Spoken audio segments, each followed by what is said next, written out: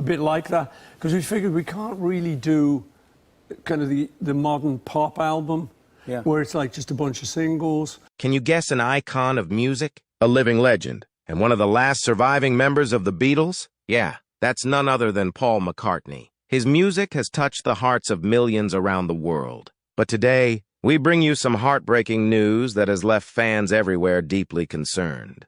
Before we dive into the details, we want to hear from you. What's your favorite Paul McCartney song or Beatles memory? Let us know in the comments below. And now, join us as we dive deep in this and more.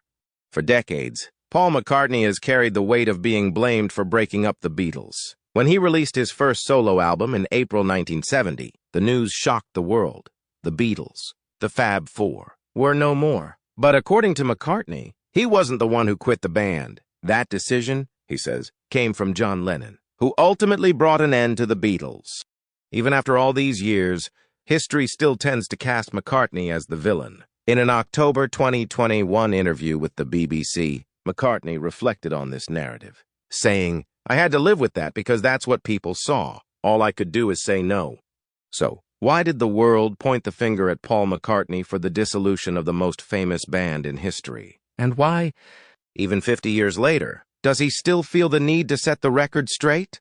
The seeds of the Beatles' breakup were sown long before McCartney's solo album. The beginning of the end can be traced back to August 1966, when the band decided to stop touring. This marked the peak of their career with the release of Sgt. Pepper's Lonely Hearts Club Band. But it also meant that the members weren't spending as much time together as they had during the height of Beatlemania. As a result, all four Beatles began to explore new interests and form new relationships outside the band.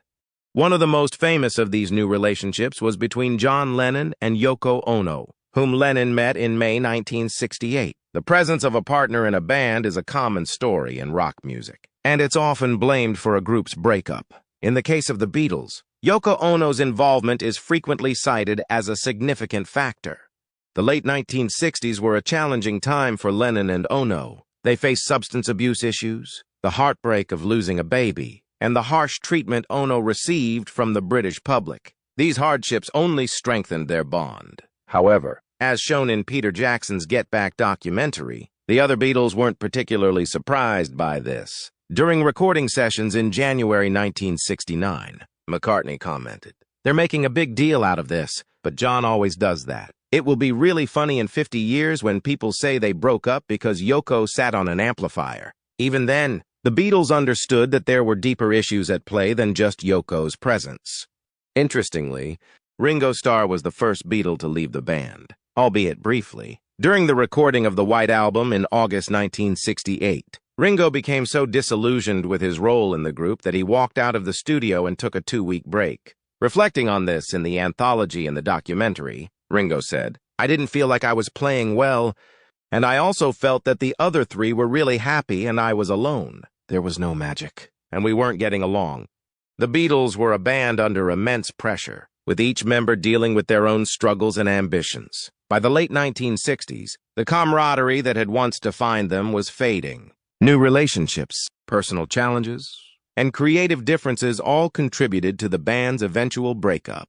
While McCartney's solo album may have been the public signal of the Beatles' end, it was far from the sole cause. The breakup was a complex process, influenced by a range of factors and decisions made by each band member. Even today, Paul McCartney feels the need to clarify the true story behind the Beatles' breakup. He wants the world to understand that the decision to end the band wasn't his alone, and certainly not one he made lightly. But Starr came back and they kept working on the album. The Get Back sessions in January 1969 were really tough for George Harrison. After finishing the White Album, the October before, the guitarist visited Bob Dylan and the band in Woodstock. He was impressed by how they worked together as a group to make music. When he returned to London with John and Paul, he found that his songs were ignored, while John and Paul focused on their own unfinished ideas. This was really upsetting because many of George's songs were much better than anything else the band was working on, including Something. Things came to a head on January 10th, 1969. After an argument during lunch, George told the others he was leaving the Beatles. Even though they made some unkind comments about replacing him with Eric Clapton, The other Beatles asked George to meet with them. They agreed that Harrison would come back if they canceled the live concert and made an album instead. So how exactly did they finally part ways? The end of the Beatles. John Lennon quit in September 1969, and this was what really ended the Beatles. The four Beatles got back together to make another album in the spring and summer of 1969. This became Abbey Road. After finishing the album, Lennon, McCartney, and Harrison met on September 9th to talk about what they would do next. They made a recording of the meeting so that Ringo could listen later. On the tape, Lennon suggested they make another album, giving George more songs and asking Paul to leave out some of his more popular songs like Maxwell's Silver Hammer. Paul said during an interview, "When we get in a studio, even on the worst day, I'm still playing bass. Ringo's still drumming and we're still there. You know." But later that same week, Lennon and Yoko Ono went to Canada for the Toronto Rock and Roll Festival with a band that included Eric Clapton. They played some of John's new solo music. That weekend, he decided to leave the Beatles for good. On September 20th, at a meeting to sign a new deal with their record company, EME, Lennon said, "I want a divorce." Paul McCartney remembered an anthology. John said, "I wasn't going to tell you until after we'd signed the contract, but I'm leaving the group." Our jaws dropped and we signed the new deal feeling shocked. Another big reason the Beatles broke up was because of a sad thing that happened in August 1967. Their manager for 5 years, Brian Epstein, died suddenly, leaving a mess of business problems. Around the same time, the band started their own company called Apple Corps to handle their money, but after spending too much, they needed a new manager to fix their finances. Paul wanted a company owned by his father-in-law to take charge. But George and Ringo chose Alan Klein, a famous American business person who worked with musicians, because they were using Klein to get a better deal with their record company. They didn't tell anyone that John was leaving. Klein was good at business and got the Beatles more money from their music than ever before. But there were still problems. They missed a chance to own their own songs when Northern Songs, the company who published Lennon and McCartney's music, came up for sale. This mistake led to Michael Jackson owning the songs in the 1980s. But things got worse. While three Beatles liked Klein, Paul didn't want him to handle his money, and this is when they really started to argue. Then Paul made his move. But what exactly did he do? Paul McCartney's move. In the late 1960s, after the Beatles had begun to drift apart, each member embarked on their own creative journeys. John Lennon, who was always known for his adventurous spirit, had launched a new project called the Plastic Ono Band. This was a significant shift from his previous work with the Beatles. With this new venture, Lennon aimed to explore and express his individual artistic vision.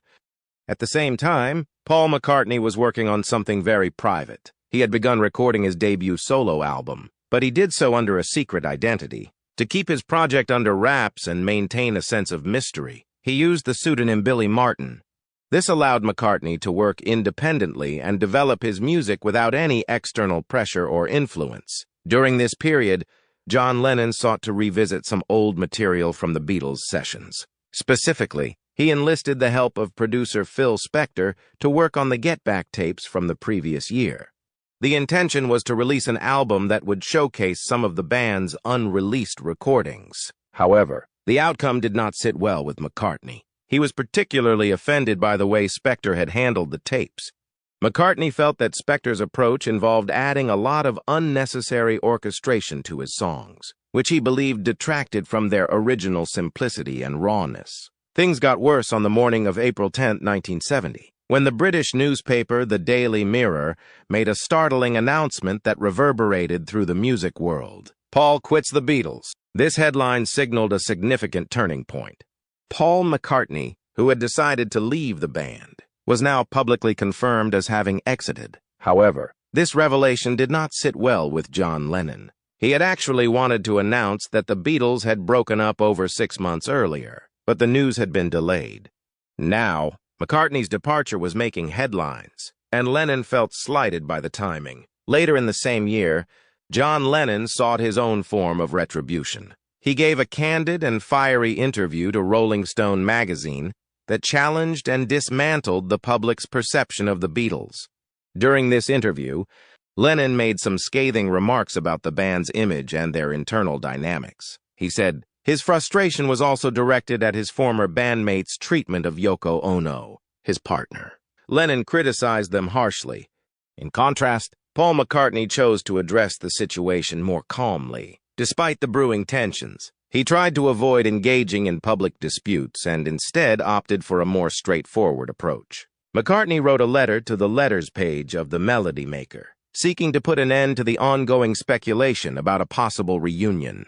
In his letter, he stated unequivocally, Paul McCartney sues the other Beatles. Now, the Beatles had signed a contract with Alan Klein, their business manager, which stipulated that all the earnings from each member's solo projects would be pooled into the apple pot. This arrangement was intended to ensure that all financial gains were shared among the group.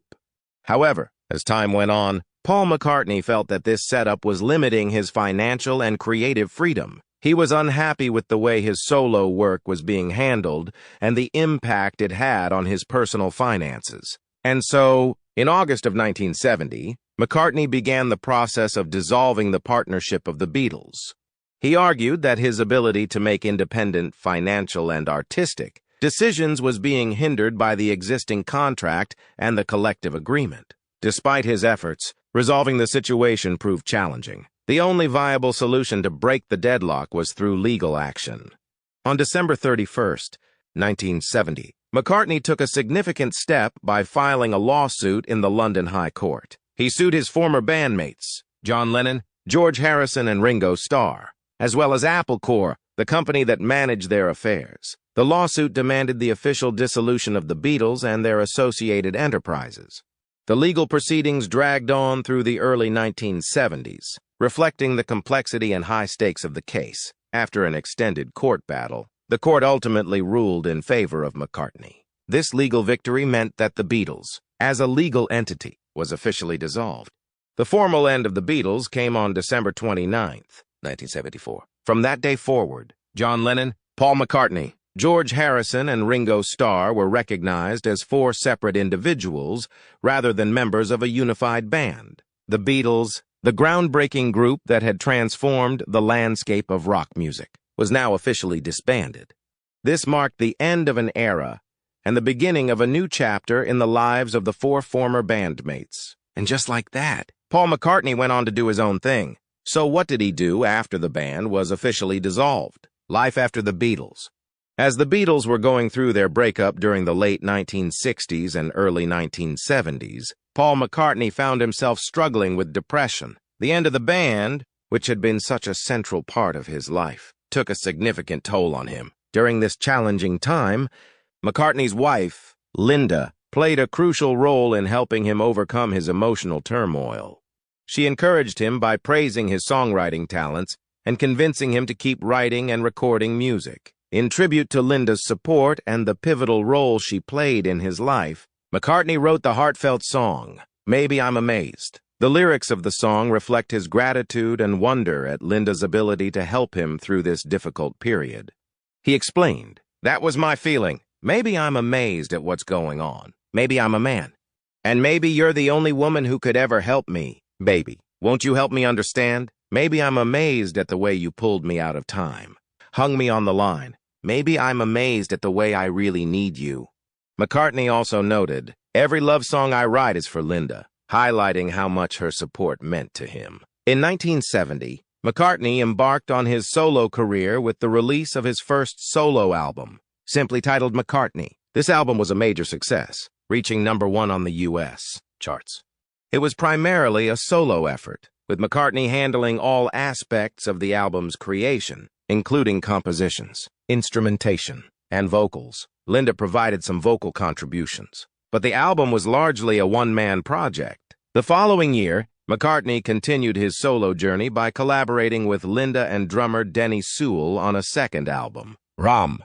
This album also performed well, reaching #1 in the UK and the top 5 in the US. One of its standout tracks, Uncle Albert, Admiral Halsey, became a US #1 hit. Later in 1971, McCartney expanded his musical endeavors by forming a new band, Wings, with Linda and guitarist Denny Laine, who had previously been with the Moody Blues. Reflecting on the challenges of forming a new group, McCartney admitted, "Wings were always a difficult idea.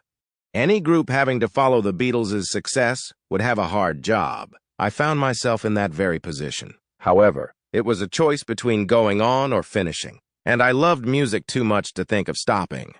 In September of 1971, the McCartneys welcomed their daughter, Stella, into the world. Stella was named in honor of Linda's grandmothers, both of whom had the name Stella. This new chapter in McCartney's life was marked by both personal joy and continued musical creativity. Wings on tour. In 1972, with the addition of guitarist Henry McCullough, Paul McCartney's new band, Wings, embarked on their first concert tour. Their debut performance took place at the University of Nottingham, where they played in front of a modest audience of 700 people. This marked the beginning of a whirlwind tour across the UK. The band's early tour was unannounced and focused on performing at various universities. They traveled in a van from one gig to the next, staying in simple accommodations along the way. To keep expenses low and maintain a down-to-earth vibe, the band was paid in small change collected from the students at each venue. It is interesting to note that they decided not to play any Beatles songs whatsoever during these concerts, opting instead to concentrate on their own work. McCartney subsequently provided an explanation for his decision to take this method, which he reflected on when reflecting on this early tour. He desired to escape the strain and scrutiny that would come with performing in front of the press and the public, who may compare him adversely to his time spent with the Beatles. He wanted to avoid playing in front of the public. In McCartney's words, "The most important thing I did not want was to come on stage and be confronted with the entire torment of 5 rows of press people with little pads, all looking at me and saying, 'Oh.' Well, he is not as good as he was. Through his decision to go on the tour of the institution, he was able to calm his anxiety and revitalize his self-assurance. Therefore, we made the decision to go on the tour of the campus, which helped me feel less anxious. At the conclusion of the journey, I had the impression that I was prepared for something different. Therefore, we traveled to Europe. This portion of the tour, which was referred to as the Wings Over Europe Tour, lasted for a total of 7 weeks and consisted of 25 performances. Over the course of this tour, Wings performed virtually entirely their own material as well as McCartney's solo work. One Beatles song, a version of Little Richard's Long Tall Sally, was the only one that was included on the album. McCartney made the conscious decision to steer clear of huge venues, opting instead to put on performances in smaller rooms that could accommodate less than 3,000 people. Because of this strategy, the band was able to keep the environment close and personal, while also establishing a stronger connection with their audience. Paul McCartney's band, Wings, achieved a significant accomplishment in March of 1973 when they released their first single to reach #1 in the United States, titled My Love. The song was included on their second album, which was titled Red Rose Speedway. The album was also successful, as it reached #1 in the United States and the top 5 in the United Kingdom. The song was a collaboration with Linda and George Martin. John McCartney's cooperation with Linda and George Martin, a former producer for the Beatles, resulted in yet another significant measure of success. Their collaboration resulted in the composition of the song Live and Let Die, which was later used as the theme song for the James Bond movie of the same exact name. Having achieved a position of #2 on the charts in the United States and #9 in the United Kingdom, this song received a great deal of attention and praise. Martin was awarded a Grammy for his orchestral arrangement of the song, which garnered him a nomination for an Academy Award to be presented. A music professor and author named Vincent Benitez lauded the song, describing it as an excellent example of symphonic rock songwriting. It was inevitable that the band would go through some personnel shifts as it continued to develop. McCartney, Linda, and guitarist Denny Laine went on to record the album Band on the Run after the departure of guitarist Henry McCullough and drummer Denny Saywell in 1973. The album was entitled Band on the Run. This album went on to become a huge hit, and it was the first of 7 platinum-winged albums that followed in its footsteps. Band on the Run reached #1 on the charts in both the United States and the United Kingdom, making it the first album by the band to achieve this accomplishment in both countries. The fact that it made it onto the charts of Billboard magazine on 3 distinct occasions was another significant achievement. Rolling Stone ranked the album as one of the finest albums of the year and observed that it lasted on the charts in the United Kingdom for an astonishing 124 weeks straight. A Grammy Award for Best Pop Vocal Performance was bestowed upon McCartney and Wings in 1975 for the rendition of the title tune from the album Band on the Run. Furthermore, the record was awarded a Grammy for Best Engineered Recording, which was submitted by Jeff Emmerich, who was the engineer.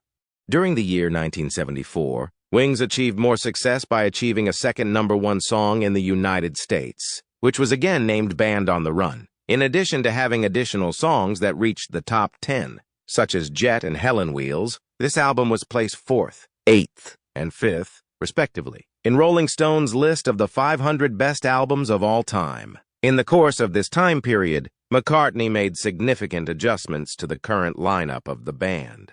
In order to ensure that McCulloch and Sewell were not replaced, he recruited guitarist Jimmy McCulloch and drummer Jeff Britton. On the other hand, Britton departed the band during the recording sessions in 1975, and Joe English was the one who eventually took his position. Following the critical and commercial success of their album Band on the Run, Wings proceeded to create waves with each successive collection of music. In 1975, they released Venus and Mars, which had a tremendous amount of success on the charts. The following year, in 1976, they released Wings at the Speed of Sound, which was another album that dominated the charts. Wings began their extended tour, which was referred to as the Wings Over the World Tour, in the same year at the same time. The United Kingdom, Australia, Europe, and the United States were among the countries that they visited on their trip that lasted for 14 months. In light of the fact that it was the first time he had ever played Beatles songs live with Wings, it was a significant achievement for McCartney. They performed 5 Beatles classics, including I've Just Seen a Face, Yesterday, Blackbird, Lady Madonna, and The Long and Winding Road, throughout their 2-hour concerts. The setlist comprised all of these songs. In addition, the tour included a large leg in the United States, which was highlighted by an ambitious arena tour. Wings Across America, a triple live CD that reached #1 on the charts in the United States, was the culmination of this tour and was released all across the country. Wings' excellent live performances were displayed on the album, which also caught the intensity and excitement of the tour through its recording. Simply put, that was the beginning of his enormous success. Later on, he worked with Stevie Wonder and other prominent musicians on a number of projects. In 1982, Paul McCartney began a string of successful collaborations with other musicians with whom he had previously worked. His collaboration with Stevie Wonder resulted in the creation of the song Ebony and Ivory, which went on to achieve the highest position on the Billboard Hot 100 chart and was included on Paul McCartney's album titled Tug of War.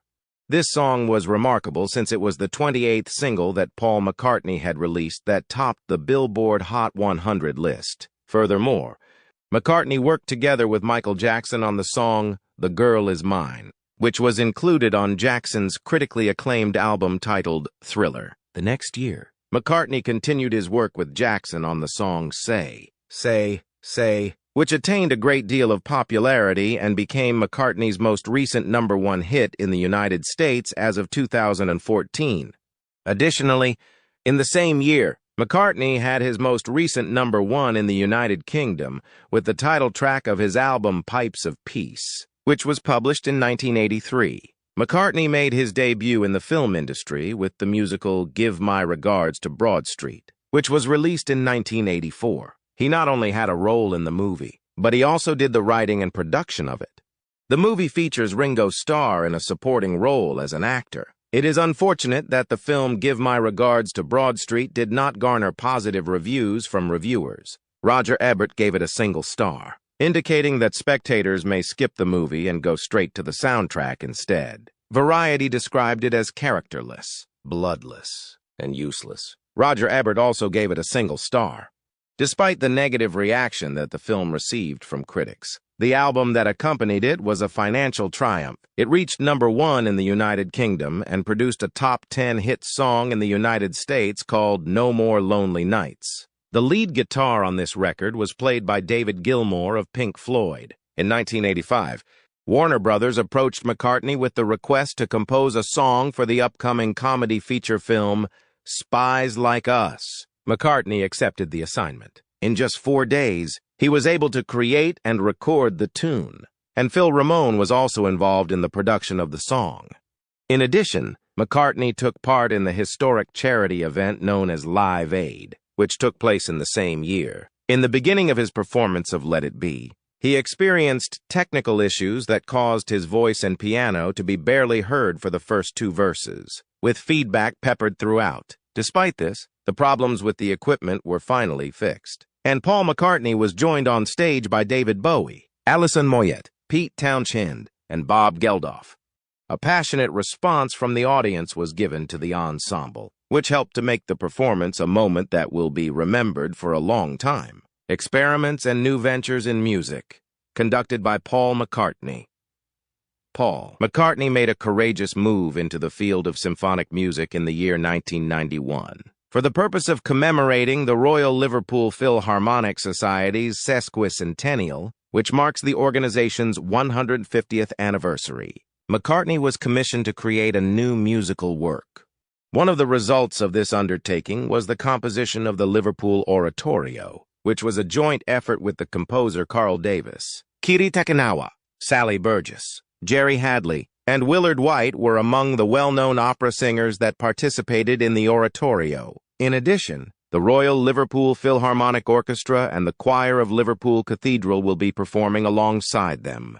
There was a lack of consensus among reviewers on the Liverpool Oratorio, despite the fact that it was a performance that got a lot of attention. The music was described as being terrified of anything that approached a rapid speed, and The Guardian made the observation that it lacked knowledge of the necessity for recurring concepts that will link the piece together into a whole. The Guardian's criticism was particularly harsh. McCartney responded by writing a letter that was published by the newspaper. In the letter, he drew attention to some of the quicker tempos that were present in the work and expressed his conviction that the music critics of the period did not think that many fine pieces of music were appreciated.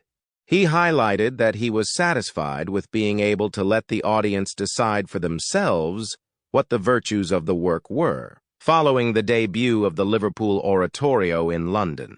It was performed all over the world and garnered popularity on the UK classical chart, eventually reaching the top spot on Music Week. Additionally, during the same year, McCartney made an appearance on MTV Unplugged, when he performed a number of songs in an acoustic format, known as the official bootleg. This performance was recorded and published as a live CD under the title Unplugged. During the 1990s, McCartney experimented with new musical approaches by doing solo projects and collaborating with other musicians. Within the musical group known as the Firemen, he collaborated with Youth of Killing Joke on 2 separate occasions. Their first collaboration, an electronica album named Strawberry's Ocean Ship's Forest, was published in 1993. It was their first joint endeavor. Off the Ground was the name of the rock album that Michael McCartney released in the same year. Following the release of the album, the band embarked on the New World Tour, which ultimately resulted in the release of a second live album titled Paul is Live later in the year. McCartney's eagerness to experiment with a variety of musical styles was presented through these ventures, which displayed his continued creative ability. How has he been spending his time as of late? On December 18, 2020, Paul McCartney released his 18th solo album, titled McCartney III, through Capitol Records. This album was published in the last months of the year 2020, for the first time since Flowers in the Dirt, which had topped the charts in 1989. This album became his first solo album to reach #1 in the United Kingdom. This achievement was a significant milestone. The recording of McCartney III took place in England during the COVID-19 lockdowns, and it was a continuation of McCartney's history of releasing solo albums with their own names. McCartney, according to his reputation, played all of the instruments himself, demonstrating his commitment to his craft as well as his musical range. McCartney III Imagined was an album that was published on April 16, 2021, and it was a collection of reinterpretations, remixes, and covers of songs that were released after the publication of McCartney III. Fans were given new interpretations and arrangements of the songs that were originally recorded for McCartney III on this companion album, which featured new takes on the original songs. The lyrics. 1956 to the present was a book written by Paul McCartney that was released in November of 2021. It was characterized as a self-portrait in the form of 154 songs. The book is based on discussions that Paul McCartney had with the Irish poet Paul Muldoon. It provides insights into McCartney's songwriting as well as personal musings. In addition to receiving widespread praise, the lyrics was honored with the title of Book of the Year by both Barnes & Noble and Waterstones, further solidifying McCartney's position as a key player in the cultural landscape. After a vacation that lasted from 2019 until 2022, Paul McCartney made his big comeback to the United States with his Got Back tour, which took place from April 28th to June 16th of that year. A historic performance was given by McCartney at the Glastonbury Festival on June 25, 2022, which was just 1 week after he celebrated his 80th birthday. This performance marked the conclusion of the tour.